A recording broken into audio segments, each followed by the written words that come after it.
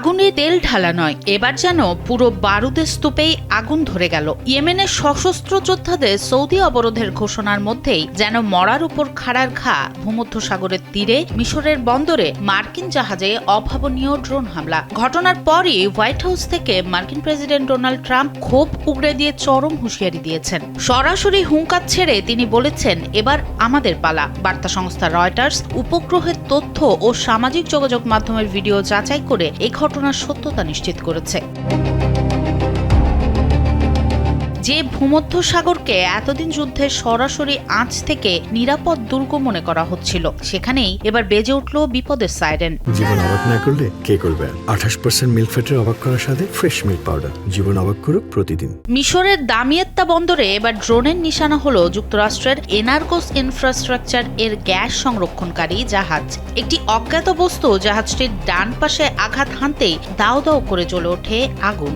উত্তাপ এতটাই তীব্র ছিল যে তা মুহূর্তেই ছড়িয়ে পড়ে পাশে থাকা গ্যাসলক সালেম নামের আরেকটি জাহাজেও। মিশরের পেট্রোলিয়াম মন্ত্রী করিম বাদাবি নিজে উপস্থিত থেকে অগ্নি নির্বাপক দলের সহায়তায় শেষ পর্যন্ত আগুন নিয়ন্ত্রণে আনেন। তারা বড় ধরনের কোনো হতাহত বা গ্যাস লিকেজের ভয়াবহ এড়াতে পারলেও মধ্যপ্রাচ্যের বাইরের প্রথম কোনো স্থানে সরাসরি মার্কিন স্বার্থে এই আঘাত পুরো অঞ্চলের প্রতিরক্ষা বলয়কে চুরমার করে দিয়েছে।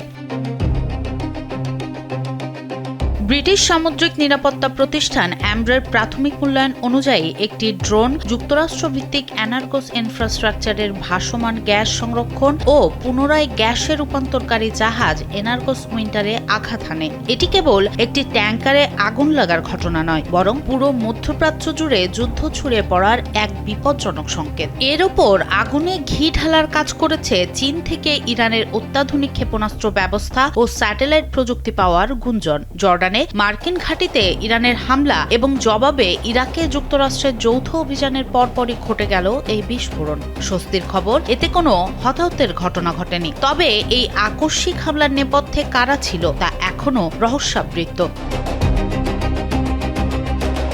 ইরানে মার্কিন বাহিনীর হামলার পর ট্রাম্প কড়া ভাষায় ইরানকে উচিত শিক্ষা দেওয়ার কথা বললেও কূটনীতির একটি সূক্ষ্ম দরজাও খোলা রেখেছেন। তেহরানের সাথে শান্তি চুক্তিতে পৌঁছানোর আশাবাদও শোনা গেছে তার কণ্ঠে। তবে আপাতত শান্তির চেয়ে যুদ্ধের দামামাই যেন বেশি বাড়ছে মধ্যপ্রাচ্যের আকাশে বাতাসে। চীন থেকে ইরানের ক্ষেপণাস্ত্র প্রযুক্তি পাওয়ার গুঞ্জন আর ওয়াশিংটনের কঠোর পাল্টা পদক্ষেপের হুমকির মাঝে উত্তেজনার এই নতুন পারদ বিশ্ব রাজনীতিকে কোন দিকে নিয়ে যাচ্ছে, এখন সেটাই বড় প্রশ্ন। সনম সিদ্দিকী, কালবেলা।